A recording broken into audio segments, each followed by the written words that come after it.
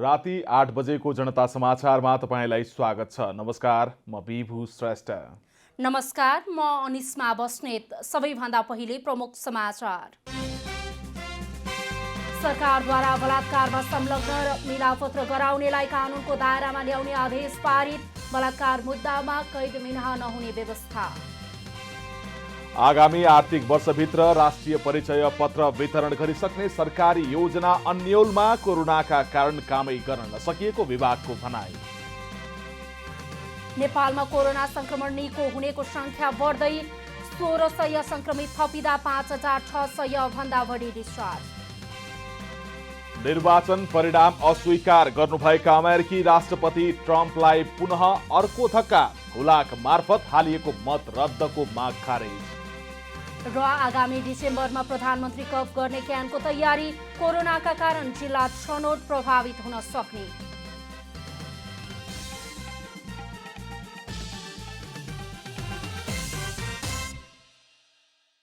अब पूरा समाचार।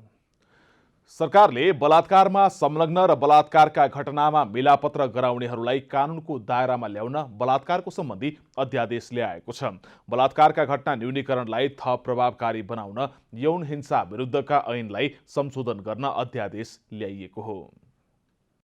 आइतबारको मन्त्री परिषद बैठकले बलात्कार सम्बन्धी कानूनलाई कडाई गर्ने सम्बन्धी अध्यादेश पारित गरेको छ। कानून मन्त्रालयले अध्यादेश तयार पारेर मन्त्री परिषदमा पेश गरेको थियो।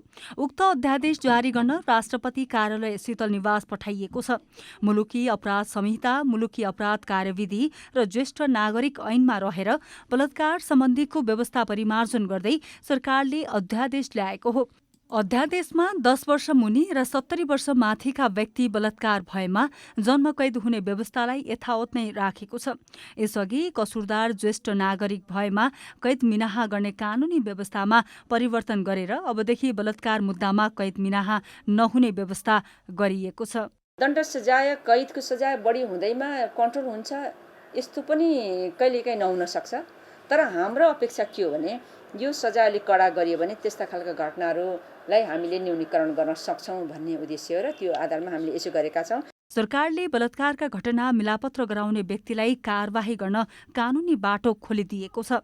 यौन हिंसा विरुद्धका केही ऐनलाई संशोधन गर्न बनेको अध्यादेशमा बलात्कार घटना मिलापत्र गराउने व्यक्तिलाई 6 महिनादेखि 3 वर्षसम्म कैद र 30,000 रुपियाँ जरिमाना हुने व्यवस्था गरेको छ। 6 महिनादेखि 3 वर्षसम्म कैद र 30,000सम्म जरिवानाको व्यवस्था गरिएको छ। अहिलेको नयाँ यो मेलमिलाप गराउनु हुन्न भन्ने सन्दर्भमा यसरी जोडेका छौँ।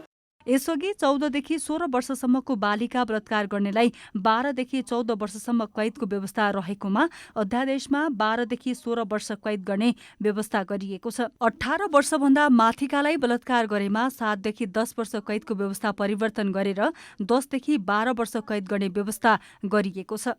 यसअघि महिला तथा बालबालिका माथि बलात्कार भन्ने शब्द कानूनमा रहेकोमा अबदेखि व्यक्ति भन्ने शब्द राखिएको छ। पछिल्लो समय पुरुषमाथि पनि बलात्कार घटना बढ्दै गएकाले अध्यादेशमा व्यक्ति शब्द राखिने व्यवस्था गरिएको हो। कमला हमाल, काठमाडौँ। सरकारले चालू आर्थिक वर्षको वार्षिक नीति तथा कार्यक्रममै आगामी आर्थिक वर्षभित्र राष्ट्रिय परिचय पत्र वितरण गरिसक्ने योजना अघि सारेको छ। तर कोरोना संक्रमणको प्रभाव र प्रसारको अभावमा लक्ष्य अनुरूप काम अघि बढ्न भने सकेको छैन। सरकारले चालू आर्थिक वर्षको वार्षिक नीति तथा कार्यक्रममै आगामी असार मसान्तभित्रमा सम्पूर्ण नेपाली नागरिकको बायोमेट्रिक सहितको वैयक्तिक विवरण सङ्कलन गर्ने र 2079 को असार मसान्तभित्रमा राष्ट्रिय परिचय पत्र वितरण गरिसक्ने योजना अघि सारेको छ। तर कोरोना संक्रमणको प्रभाव र उचित प्रचार प्रसार अभावमा लक्ष्य अनुरूप काम भने अघि बढ्न सकेको छैन।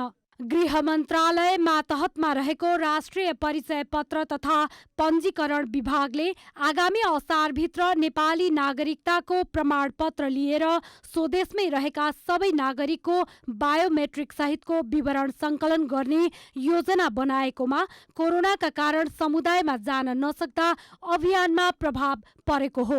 यद्यपि कोरोना जोखिम कम भएका स्थानमा यसलाई द्रुत गतिमा अघि बढाउने र सम्भव भए जिल्ला प्रशासन प्रशासन, स्थानीय तह र प्रदेश सरकारसँग समन्वय गरेर सबै वडामा फारम भर्ने विभागको तयारी रहेको छ। यो काम गर्नका लागि नागरिकको तहमा पुग्नुपर्ने, उहाँहरूको चाहिँ सँग जोडिएर मेसिनमा उहाँहरूलाई चाहिँ राखेर काम गर्नुपर्ने भएको हुँदा अहिलेको अवस्थाले चाहिँ हामीलाई अलिकति कठिनाइ महसुस गराइराखेको छ।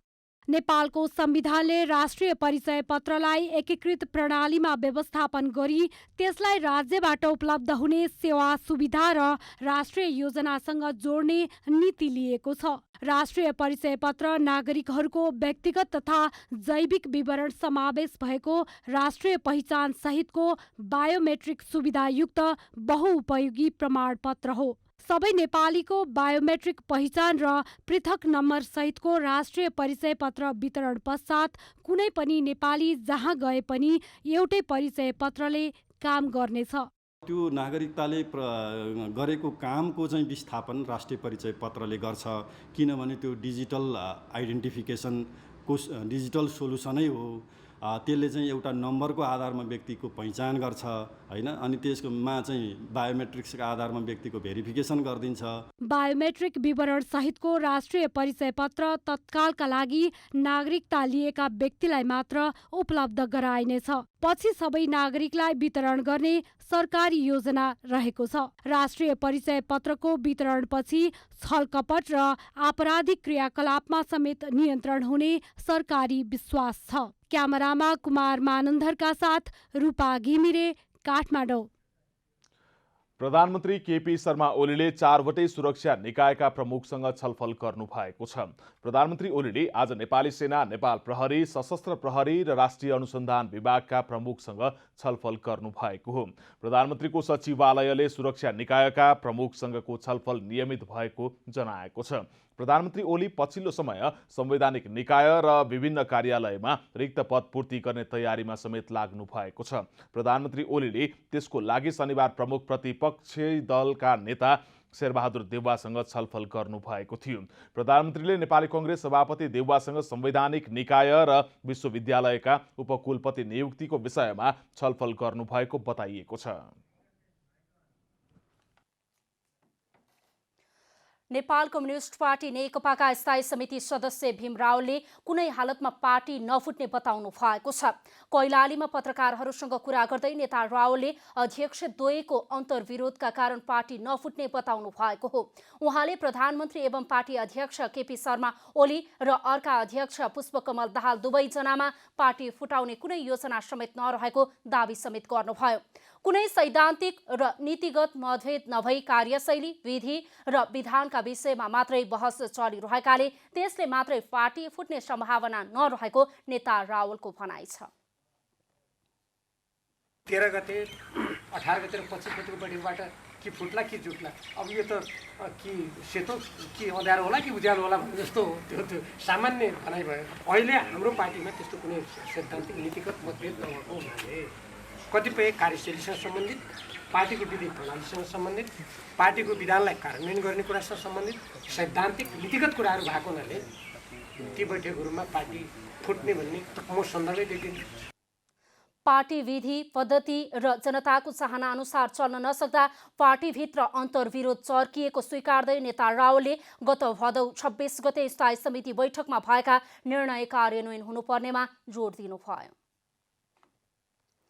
नेपालमा करिब 2 लाख कोरोना संक्रमित निको भएका छन्। पछिल्लो 24 घण्टामा 5649 जना कोरोना संक्रमण मुक्त भएसँगै निको हुनेको संख्या 1,79,024 पुगेको छ। आज थप 1669 जनामा कोरोना संक्रमण पुष्टि भएको स्वास्थ्य तथा जनसङ्ख्या मन्त्रालयले जानकारी दिएको छ।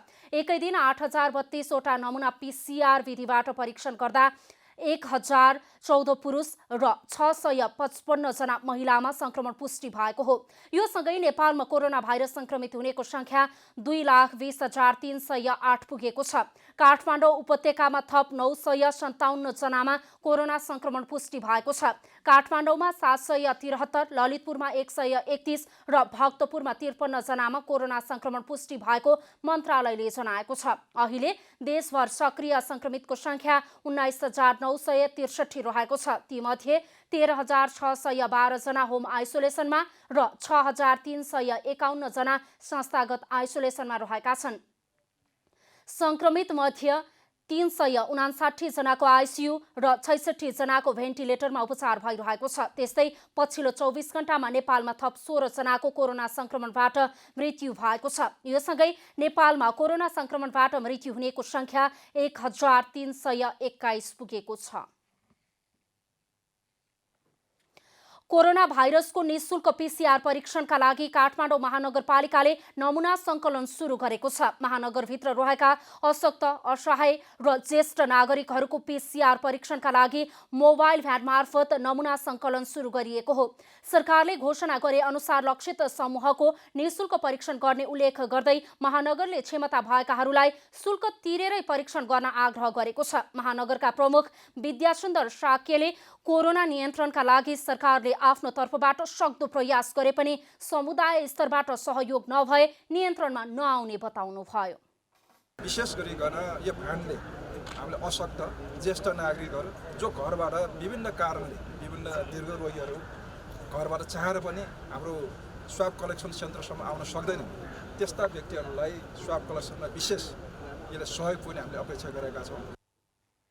काठमाडौँ महानगरले परीक्षणको दायरा फराकिलो बनाउने तयारीका साथ अघि बढेको भन्दै कन्ट्र्याक्ट ट्रेसिङमा परेका र लक्षण देखाइएकाहरूलाई मात्र पीसीआर टेस्ट गर्न साक्यले आग्रह गर्नुभयो। नेपाल विज्ञान तथा प्रविधि प्रज्ञा प्रतिष्ठानले महानगरलाई परीक्षणका लागि एउटा मोबाइल भ्यान हस्तान्तरण गरेको छ।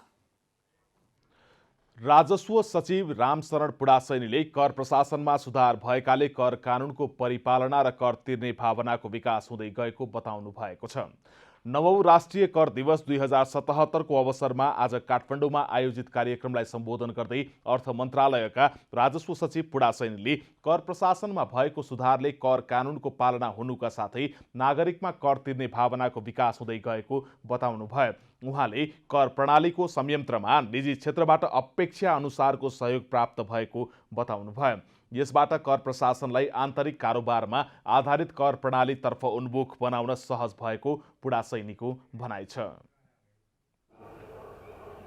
कर कानुनको परिपालन गर्ने कुरा, कर तिर्ने हाम्रो दायित्व हो, कर्तव्य हो, यो गौरवको विषय हो भन्ने भावना जागृति धेरै नै विकास भएको छ। र निजी क्षेत्रबाट यो हाम्रो सम्पूर्ण प्रणालीको रिफर्ममा निजी क्षेत्रबाट ठुलो सहयोग हामीलाई प्राप्त भएको छ।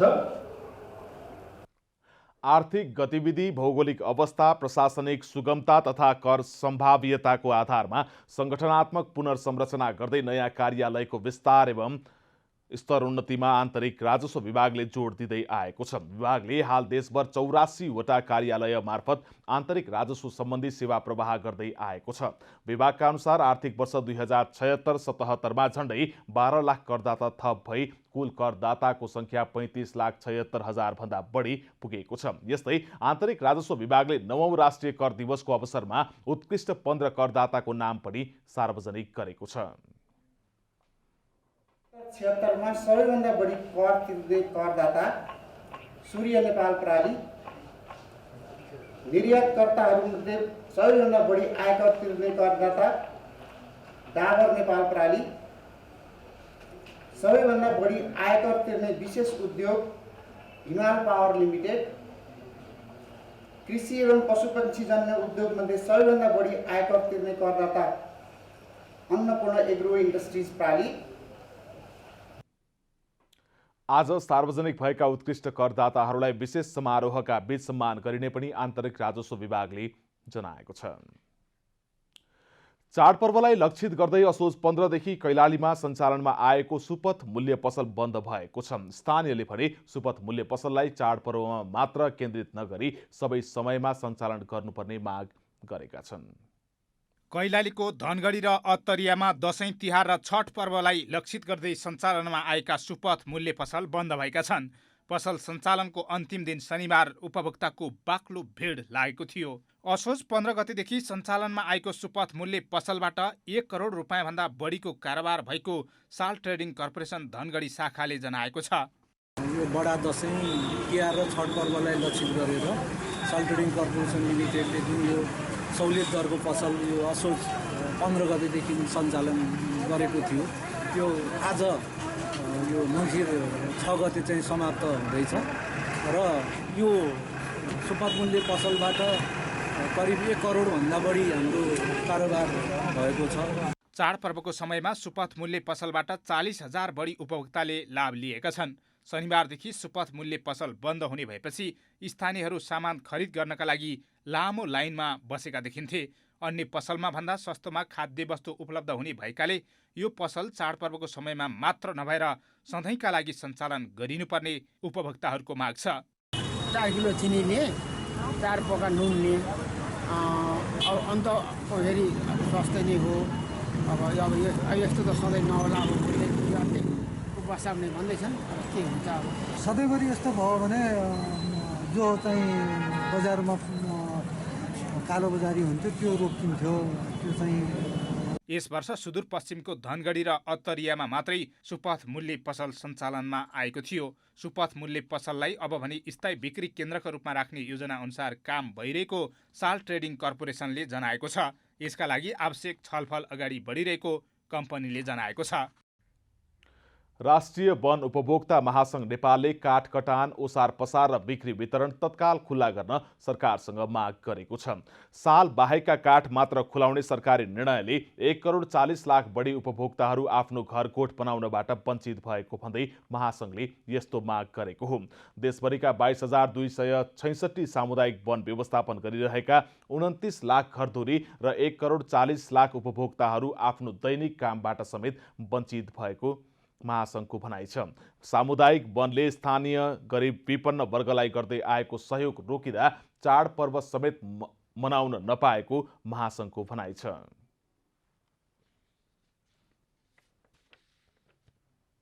सारा देशभरि भएको सङ्गठनलाई प्रहार गर्ने गरी देशभरि भएका आम जनतालाई प्रभाव पर्ने गरी जुन हिसाबले एकलौटी निर्णय गरियो, सालको वन पैदावार चाहिँ बिक्री वितरण सङ्कलन उपभोग जहाँ छ, जुन ठाउँमा छ त्यही ठाउँमा रहने भन्दाखेरि अहिले उपभोक्ताले न उपभोग गर्न पाएको छ, न चाहिँ अब त्यसलाई व्यवस्थापन गरेर सङ्कलन गरेर एक ठाउँमा राख्न पाएको अवस्था छ। महासंघले दिगो विकास लक्ष्य प्राप्तिको प्रतिबद्धता, सामुदायिक वनको स्वायत्तता, जैविक विविधता संरक्षण, लैङ्गिक समानता र सामाजिक समावेशीकरणलाई समेत ध्यानमा राखेर दिगो वन व्यवस्थापन गर्न पनि माग गरेको छ। नवलपुरमा सञ्चालित सबै क्रसर उद्योग मापदण्ड विपरीत रहेको पाइएको छ। क्रसर उद्योग र अधिकांश प्रशोधन केन्द्रहरू समेत मापदण्ड विपरीत सञ्चालन भइरहेका छन्। नवलपुरमा दर्ता भएर सञ्चालनमा रहेका 12वटा क्रसर उद्योगहरू मापदण्ड विपरीत सञ्चालनमा भइरहेको पाइएको छ। क्रसर उद्योगहरू खोला तथा नदी किनार, राजमार्ग, विद्यालय नजिक, जंगल नजिक, सुरक्षा निकाय र बस्तीकै नजिकै रहेका छन् भने 60 भन्दा बढी बालुवा प्रशोधन केन्द्र भनेर खुलेका प्रशोधन केन्द्रहरू समेत क्रसर सरहै सञ्चालनमा छन्। नवलपुरका प्रमुख जिल्ला अधिकारी मनमाया पङ्गेनीले केही क्रसर उद्योग र प्रशोधन केन्द्रहरूमा अनुगमन गर्दा अधिकांश उद्योगहरू मापदण्ड विपरीत सञ्चालनमा रहेको पाइएको बताउनुभयो। मापदण्ड त कसैको पनि मिल्दैन, मलाई लाग्छ यो देशैभरि मिल्दैन होला। त्यो भन्दा पनि त्यसमा प्रवेश नगरिकन हेऱ्यौँ भने त्यहाँ देखिने ह्रास जुन छ त्यो अस्वाभाविक देखिन्छ कि। बालुवा प्रशोधन उद्योग भन्छन् क्रसर जस्तो देखिन्छ, ठुला ठुला ढुङ्गाका चाङ देखिन्छ, डम्पिङ त्यस्तै देखिन्छ। क्रसरको चाहिँ त क्रसर भइगयो त्यो खालको। अनि त्यसपछि अब विरक्त लाग्दो भनौँ। प्रशासनले नवलपुरमा अनुगमनलाई तीव्रता दिइरहेकै बेला क्रसर व्यवसायहरूले भने वैधानिक रूपमा दर्ता भएर सञ्चालित उद्योगहरू तत्कालीन अवस्थामा मापदण्ड अनुसार नै सञ्चालनमा आएको दाबी गरेका छन्।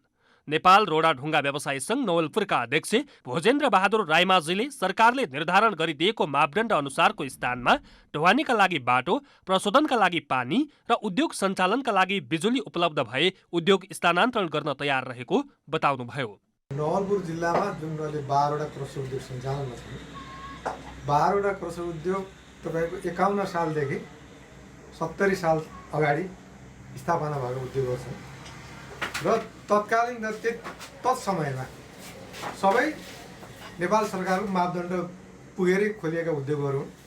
प्रमुख जिल्ला अधिकारीको नेतृत्वमा सुरक्षा निकाय, कर कार्यालय, सानो तथा घरेलु उद्योग, विद्युत कार्यालय, नापी कार्यालय, मालपोत कार्यालयका प्रतिनिधिको समेत सहभागितामा अनुगमन भइरहेको छ। नवलपुरबाट खगेन्द्र पराजुलीको रिपोर्ट। चालु आर्थिक वर्षको 4 महिनामा नेपाल प्रहरीले 2726 अपराधी पक्राउ गरेको छ। प्रहरीले लकडाउनका समयमा विभिन्न आपराधिक क्रियाकलापमा संलग्न भई फरार रहेका अभियुक्तलाई गाउँ-गाउँबाट पक्राउ गरेको हो। गत कार्तिक 19 गते जिल्ला प्रहरी कार्यालय स्याङ्जाले एकै दिन 111 जना फरार अभियुक्त पक्राउ गर्यो। पक्राउ पर्नेमा 14 जना महिला र 97 जना पुरुष छन्। यसभन्दा अघि स्याङ्जा प्रहरीले एकै दिन 48 जना फरार प्रतिवादीलाई पक्राउ गरेको जिल्ला प्रहरी कार्यालय प्रमुख एसपी होविन्द्र बोगटीले जानकारी दिनुभयो। प्रहरीले पछिल्लो समय कर्तव्यज्यान, बलात्कार, लागु औषध, कुटपिट र लुटपाट लगायतका विभिन्न मुद्दामा संलग्न रहेका फरार अभियुक्तहरूलाई पक्राउ गरेको हो। गत आर्थिक वर्ष 2076-77 मा 2331 फरार अभियुक्त पक्राउ परेकामा चालु आर्थिक वर्षको पहिलो 4 महिनामै 2726 फरार अभियुक्त पक्राउ परेका हुन्। 76-77 सालमा चाहिँ टोटल 2332 जना फरारहरू अपराध पक्राउ परेका छन्, जसमा 1 नम्बर प्रदेशमा सबैभन्दा बढी छ 905 र त्यसै गरी 2 नम्बर प्रदेशमा 666 छ भने यो आर्थिक वर्ष साउनदेखि यता हेर्ने हो भने यो आर्थिक वर्ष 77-78 मा आर्थिक वर्षमा हेर्ने हो भने 2726 जना फरार अपराधीहरू पक्राउ परिसकेको छ। लकडाउनको सदुपयोग गर्दै सक्रियता बढाएर धमाधम फरार अभियुक्तलाई पक्राउ गर्ने अभियानमा लागेको जनाउँदै प्रहरीले अभियान जारी रहने जनाएको छ। लकडाउनका कारण अधिकांश फरार अपराधी गाउँ-गाउँ पुगेकाले पनि पक्राउ पर्नेको संख्या बढेको हो। नेपाल प्रहरीको चाहिँ कार्ययोजना पनि हामीले चाहिँ लागू गरेका छौँ। त्यसमा विभिन्न लगायतका यो पनि एउटा चाहिँ मुख्य पाटोमा पर्छ। अनुसन्धानकोदेखि लिएर यो फैसला कार्यान्वयन पनि एउटा त्यो एउटा मुख्य अङ्गमा पर्छ। त्यसपछि यसैलाई चाहिँ अलि जोड गर्ने अथवा व्यावसायिक प्रहरी चाहिँ व्यावसायिक रूपमा चाहिँ खरो रूपमा उत्रिनुपर्छ भन्ने खातिर हामीले चाहिँ आचार संहितालाई पनि अगाडि बढाएका छौँ। त्यसले पनि यी कुराहरूलाई चाहिँ अझ बढी आम नागरिकलाई राहत दिने सवालहरूमा यसले पनि बढी चाहिँ सहयोग गर्छ भन्ने लाग्छ। अदालतको फैसला कार्यान्वयन र कानुनको कार्यान्वयन पक्षलाई मध्यनजर गर्दै अगाडि बढ्ने प्रहरीको भनाइ छ। रूपक कुलाल, काठमाडौँ। चीनको युनान सहरको संस्कृति र जीवनशैली झल्किने फोटोहरूको प्रदर्शनी राजधानीमा जारी छ। नेपाल चीन कूटनीतिक सम्बन्ध स्थापना भएको 65 वर्ष पुगेको अवसरमा आयोजित अमेजिङ युनान साङ्ग्रिला फोटो प्रदर्शनीमा युनान सहरको संस्कृति झल्किने फोटोहरू प्रदर्शनीमा राखिएका हुन्। नेपाल चाइना मिडिया फोरमको आयोजनामा भएको साताव्यापी प्रदर्शनमा नेपाल चीन सम्बन्ध संस्कृति झल्किने 32वटा फोटो प्रदर्शनीमा राखिएका छन्। गत शुक्रबारबाट होटल एभरेस्टमा सुरु भएको प्रदर्शनीमा युनानको संस्कृति र जीवनशैलीलाई प्रतिनिधित्व गर्ने तस्बिर राखिएका छन्। एकदम जनजातिले भरिएको देश हो। विभिन्न एउटै ठाउँमा विभिन्न टाइपको जनजाति समूहहरू भेट्ने देश भएकोले उनीहरूले चाहिँ हामीलाई एउटा उनीहरूको संस्कृतिहरू, उनीहरूको लाइफस्टाइलहरू र उनीहरूको कस्तो छ त र विकसित के हिसाबले विकसित भइरहेको छ र उनीहरूले कसरी आफ्नो जनजातिहरूलाई सम्हालेर राखेको छ भन्ने कुराहरू चाहिँ यहाँनिर देखाउन खोजिएको छ। प्रदर्शनी मङ्सिर 11 गतेसम्म सञ्चालन हुनेछ। रूपन्देहीमा माछा उत्पादनका लागि नेपालकै प्रमुख जिल्ला मध्ये एक हो। यहाँ उत्पादन हुने माछाले जिल्लाको मागलाई धानेर बाहिर समेत निर्यात हुने गर्दछ। रूपन्देहीमा 1500 हेक्टरभन्दा बढी क्षेत्रफलमा रहेको करिब 5000 पोखरीमा माछा पालन हुँदै आएको छ। जिल्लामा मात्रै वार्षिक 6000 मेट्रिक टन माछा उत्पादन हुँदै आएको छ। जिउँदो माछा छिमेकी जिल्ला पाल्पा, गुल्मी, अर्घाखाँची, कपिलवस्तु, नवलपरासी, चितवन सहित पोखरा, काठमाडौँ लगायतका स्थानहरूमा बिक्री हुँदै आइरहेका छन्। रूपन्देहीमा पर्याप्त माछा उत्पादन भए यता भारतीय माछाको बिगबिगी रहेको छ। रूपन्देहीको भैरहवा, बुटोल लगायतका ठूला बजार क्षेत्रमा भारतीय माछाले नेपाली स्वस्थकर माछाको व्यापारलाई नै प्रभावित पारेको छ। यो नीतिगत अलि सुधार गरियो भने यसमा हामीले त्यसलाई मनोबल घट्ने अथवा चाहिँ उपयुक्त किसिमको माछाहरू खाद्य वस्तुहरू कन्ज्युमरसम्म पुग्ने हुन्छ। त्यसलाई नीतिगत तहमै हामीले व्यवस्थापन गर्नुपर्ने हुन्छ। सरकारी निकायले पटक पटक अनुगमन गर्ने गरे तापनि केन्द्रदेखि नै नियमनका लागि ठोस नीति नबन्दा समस्या आएको जानकारहरू बताउँछन्। रूपन्देहीको बेलहिया नाकाबाट नै दैनिक 2000देखि 4000 किलोसम्म माछा वैध रूपमै भित्रने गरेका छन्। वैध रूपमै भित्रिए पनि माछाको गुणस्तर चेक जाँच गर्ने उपकरण नहुँदा अस्वस्थकर माछा नै भित्रिने गरेको जिल्ला मत्स्य व्यवसाय सङ्घ रूपन्देहीले जनाएको छ। ल्याबले प्रमाणित नगरिकन हामीले फ्याँक्न पाइएन। उनीहरूले भन्सार गरेर लिएर आएको छ। बकाइदा त्यो क्वारेन्टाइन कागज छ, तर पनि त्यो हेर्दै त्यो माछाहरू सामान्यतया पनि 15 दिनभन्दा कमको छैन, 15 दिनभन्दा बढीका माछा छन्, तर पनि बजारमा गइरहेको छ। त्यसलाई कन्ट्रोल गर्ने निकाय चाहिँ कसरी हो भन्ने कुरा बडा जगल्टिएको समस्या रहेछ यहाँ। रूपन्देहीमा प्रधानमन्त्री कृषि आधुनिकीकरण परियोजना मत्स्य सुपरजोन कार्यक्रम सञ्चालनमा छ। रूपन्देहीमा वार्षिक करोडौँ रुपैयाँ माछा व्यवसायमा लगानी भए तापनि भारतबाट भित्रिने माछामा कमी हुन सकेको छैन। रूपन्देहीबाट प्रतीक पौडेलको रिपोर्ट। अब आर्थिक समाचार।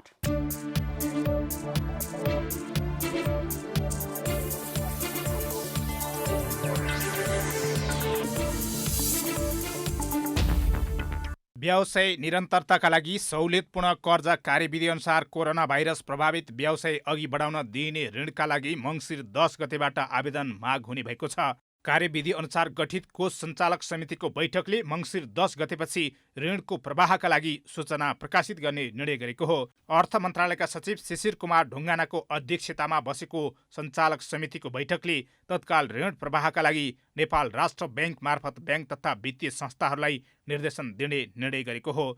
बैठकले अर्थ मन्त्रालयले कर्जा प्रवाहका लागि स्रोत व्यवस्थापन गर्ने, नेपाल राष्ट्र ब्याङ्कले खाता सञ्चालन तथा कर्जा प्रवाहका लागि वाणिज्य ब्याङ्कहरूलाई निर्देशन दिने निर्णय गरेको हो। अर्थ मन्त्रालयको प्रस्तावमा केही दिन अघि मन्त्री परिषदको बैठकले कार्यविधि स्वीकृत गरेको थियो। कार्यविधि अनुसार कोभिडबाट अति प्रभावित व्यवसायका लागि 10 करोड रुपियाँसम्म, मध्यम प्रभावित क्षेत्रका लागि 7 करोड रुपियाँसम्म र न्यून प्रभावित व्यवसायका लागि 5 करोड रुपियाँसम्म ऋण दिइने उल्लेख छ। यसका लागि 50 अर्ब रुपियाँको शोध भर्ना कोष सरकारले स्थापना गर्नेछ। 50 अर्बसम्मको एउटा चाहिँ कोष स्थापना गर्ने भनेर नीतिगत रूपमा सम्बोधन गरिएको थियो, व्यवस्था गरिएको थियो। त्यही व्यवस्था अन्तर्गत त्यसलाई कार्यान्वयन गर्न नेपाल सरकार मन्त्री परिषदले व्यावसायिक निरन्तरता कर्जा प्रवाह निर्देशिका प्रवाह कार्यविधि 2077 स्वीकृत गरेको छ। यो कार्यविधि मूलतः कोभिडबाट प्रभावित भएका उद्योगहरू, व्यवसायहरू लाई उनीहरूको नियमित रूपमा सञ्चालन गर्दा आवश्यक पर्ने पुँजी, सञ्चालन पुँजीका लागि सहयोग गर्ने, नेपाल सरकारले सहयोग गर्ने गरी ल्याइएको कार्यविधि हो। यस कार्यविधि बमोजिम कर्जा प्राप्त गर्न योग्य व्यवसायीलाई दिइने ऋणको ब्याज दर पहिलो वर्षको लागि 5% र दोस्रो वर्षको लागि 6% हुनेछ। त्यसरी ऋण दिने ब्याङ्कलाई पहिलो वर्ष 2% र दोस्रो वर्ष 3% ब्याज दरमा शोध भर्ना खाताबाट रकम उपलब्ध हुनेछ। ठेक्का सम्झौता अनुसारको काम नगरेपछि आधा दर्जन निर्माण कम्पनीहरू कालो सूचीमा परेका छन्। ठेक्का दिएका र अनुगमन गरिरहेका निकायको सिफारिसमा निर्माण कम्पनीहरूलाई कालो सूचीमा राखिएको प्रधानमन्त्री एवं मन्त्री परिषद कार्यालय अन्तर्गतको सार्वजनिक खरिद अनुगमन कार्यालयले जनाएको छ। कालो सूचीमा पर्नेमा थाइल्यान्डको बोरा इन्टर ट्रेड कम्पनी, काठमाडौँको बियास ट्रेड इन्टरनेसनल, बजाङको बजरङ बली निर्माण सेवा, डडेलधुराको B&M निर्माण सेवा, रोल्पाको द विशेष तारा निर्माण सेवा र धादिङको ढकाल कन्स्ट्रक्सन रहेका छन्। खरिद अनुगमन कार्यालयले कम्पनीका जिम्मेवारहरू भूपेन्द्र सिंह, धर्मराज कोइराला, जगन्नाथ नाथ, देवराज जीसी र रमेश ढकाल विरुद्ध सूचना जारी गर्दै 1 वर्षसम्म सार्वजनिक निकायका कुनै पनि खरिद कारबाहीमा भाग लिन नपाइने उल्लेख गरेको छ। आइतबार सुनको मूल्य बढेको छ। मूल्य तोलामा 300 रुपियाँले बढेर छापावाला सुन प्रति तोला 94,300 रुपियाँमा कारोबार भएको नेपाल सुन चाँदी व्यवसायी महासङ्घले जनाएको छ। शुक्रबार छापावाला सुन प्रति तोला 94,000 रुपियाँमा किनबेच भएको थियो। आइतबार तेजाबी सुन प्रति तोला 93,800 रुपियाँमा कारोबार भएको छ। चाँदी प्रति तोला 1,210 रुपियाँमा कारोबार भएको महासङ्घले जनाएको छ। अन्तर्राष्ट्रिय बजारमा सुन प्रति औँस $1,870 हाराहारीमा कारोबार भइरहेको छ। आइतबार सेयर बजारको कारोबार रकमले नयाँ रेकर्ड बनाएको छ। 6 अर्ब 90 करोड 67 लाख रुपियाँको कारोबार भएर नेप्सेमा नयाँ रेकर्ड कायम भएको हो। यसअघि गत बिहिबार बजारमा 6 अर्ब 11 करोड 60 लाख रुपियाँको नयाँ रेकर्ड बनेको थियो। बजारमा 201 कम्पनीका 1 करोड 60 लाख 34,717 किता सेयर 63,570 पटक खरिद बिक्री भए। बिहानैदेखि नेप्से उच्च अङ्कले बढेको भए पनि अन्तिममा 4.69 अङ्कले बढेर 1782.81 अङ्कमा पुगेको छ। दिउँसोको कारोबारमा नेप्से बढेर 1800 अङ्क पार गरे पनि अन्तिममा घटेको हो। अन्य क्षेत्रमा लगानीको अवसर कम भएपछि बजार आकर्षण बढेको विश्लेषकहरूको अनुमान छ। कारोबार रकम उच्च र नेप्से बढे पनि आइतबार बजारमा कारोबारमा आएका अधिकांश कम्पनीका परिसूचकमा गिरावट आएको छ। बजारमा ब्याङ्किङ, विकास ब्याङ्क र अन्य समूहको परिसूचकमा सुधार देखिएको छ।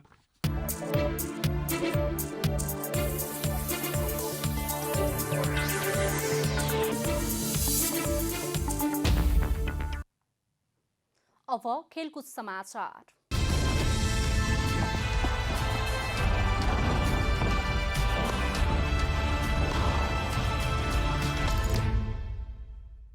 प्रधानमन्त्री राष्ट्रिय एक दिवसीय पीएम कप प्रतियोगिता नेपाल क्रिकेट संज्ञानले डिसेम्बर अन्तिमदेखि सुरु गर्ने तयारी गरेको छ। कोरोना महामारीसँगै 9 महिनादेखि ठप्प रहेको नेपाली क्रिकेटलाई पीएम कप मार्फत फर्काउन खोजेको क्यानले जनाएको छ। क्यानले पीएम कपको लागि सिधै प्रदेश छनौट गर्ने तयारी गरिरहेको छ। कोरोनाका कारण जिल्ला छनौट यस वर्ष सम्भव नभएकोले क्यानले सिधै प्रदेश छनौट गर्ने योजना बनाइरहेको छ। पीएम कपमा 7 प्रदेश र 3 विभागीय टोली गरी कुल 10 टोली बीच प्रतिस्पर्धा हुनेछ। एक दिवसीय मान्यता प्राप्त देश नेपालको पीएम कप एकमात्र राष्ट्रिय एक दिवसीय प्रतियोगिता हो। क्यान निलम्बनमा हुँदा राखेपले पीएम कप सन् 2017 देखि सुरु गरेको थियो। पहिलो संस्करण उपाधि नेपाल आर्मी र नेपाल पुलिस क्लबले संयुक्त रूपमा बाँडेका थिए। दोस्रो संस्करण एपीएफ र तेस्रो संस्करण 2019 मा पुलिसले जितेको थियो। प्रतियोगिताको विजेताले 20 लाख र उपविजेताले 10 लाख रुपैयाँ प्राप्त गर्दै आएका छन्। नेपाल क्रिकेट संघ क्यानले भोलि बन्द प्रशिक्षणमा बोलाइएका 22 जना खेलाडी र प्रशिक्षण टोलीका प्रशिक्षकहरूको कोरोना परीक्षण गर्ने भएको छ। क्यानले मङ्सिर 10 गतेबाट राष्ट्रिय क्रिकेट टोलीको बन्द प्रशिक्षण सुरु गर्दैछ। प्रशिक्षण अघि क्यानले भोलि सबै खेलाडी तथा प्रशिक्षण टोलीको कोरोना परीक्षण गर्न लागेको हो। क्यानले कोरोना परीक्षणमा संलग्नहरूको नतिजाको आधारमा बन्द प्रशिक्षणमा सहभागी गराउने योजना बनाएको छ। क्यानले शुक्रबार ज्ञानेन्द्र मल्लको कप्तानीमा 22 खेलाडीहरूलाई बन्द प्रशिक्षणका लागि डाकेको थियो। बन्द प्रशिक्षणमा बोलाइएका टोलीमा शरद भेसावकर, वसन्त रेग्मी र सोमपाल कामीलाई समेत समेटिएको छ। गत फागुनमा भएको इस्टर्न रिजन क्रिकेटमा यी 3 खेलाडी टोलीमा अटाएका थिएनन्। क्यानले शनिबार मात्र बन्द प्रशिक्षणका लागि भारतीय आशय हतकारलाई 3 महिनाको लागि फिटनेस प्रशिक्षकमा नियुक्त गरेको थियो भने मुख्य प्रशिक्षक नियुक्त नहुन्जेल जगत टमाटालाई नै प्रशिक्षकको जिम्मेवारी सुम्पिएको छ।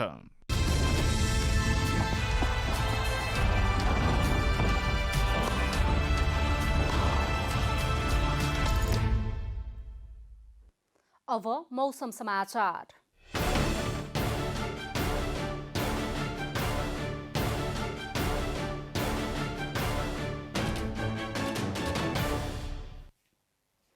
आज दिनभर देशको पहाडी भूभागमा आंशिक बदली रहे, बाँकी भूभागमा मौसम सामान्यतया सफा रह्यो। यस्तै राति सुदूरपश्चिम र कर्णाली प्रदेशको पहाडी भूभागमा आंशिकदेखि सामान्य बदली रहे, बाँकी प्रदेशका पहाडी क्षेत्रमा आंशिक बदली रहने जल तथा मौसम पूर्वानुमान महाशाखाले जनाएको छ। अब देशभरिका विभिन्न स्थानको मौसम सम्बन्धी थप विवरण।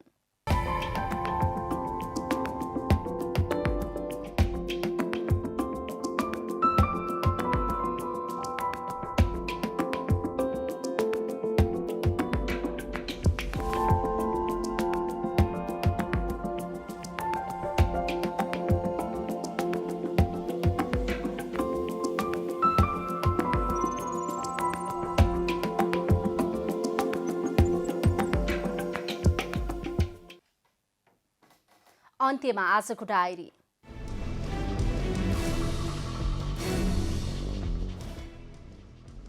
सरकारले बलात्कारमा संलग्न र बलात्कारका घटनामा मिलापत्र गराउनेहरूलाई कानूनको दायरामा ल्याउन बलात्कार सम्बन्धी अध्यादेश ल्याएको छ।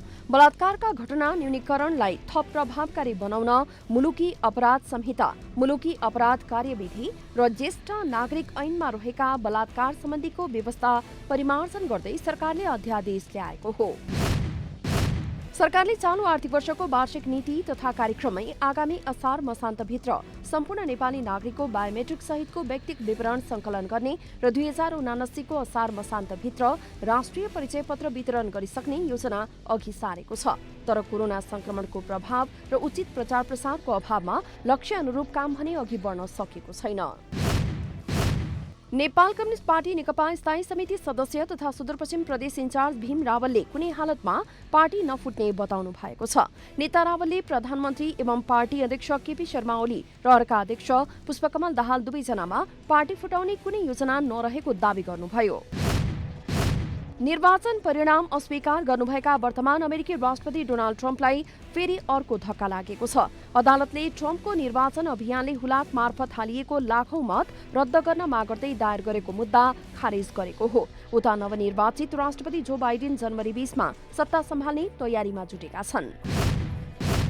नेपाल क्रिकेट संघ क्यानले भोलि बन्द प्रशिक्षणमा बोलाइएका 22 जना खेलाडी र प्रशिक्षण टोलीका प्रशिक्षकहरूको कोरोना परीक्षण गर्ने भएको छ। क्यानले मङ्सिर 10 गतेबाट राष्ट्रिय क्रिकेट टोलीको बन्द प्रशिक्षण सुरु गर्दैछ। प्रशिक्षण अघि क्यान भोलि सबै खेलाडी तथा प्रशिक्षण टोलीको कोरोना परीक्षण गर्न लागेको हो।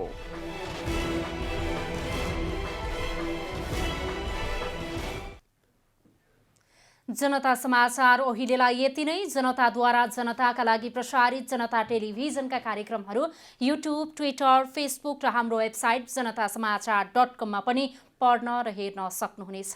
सूचनामा तपाईको सहभागिता, समयमा समाचार हाम्रो प्रतिबद्धता। कोरोना भाइरसको संक्रमणबाट बच्न नियमित रूपमा हात धुऔं, भिडभाडबाट टाढै रहौं। नमस्कार।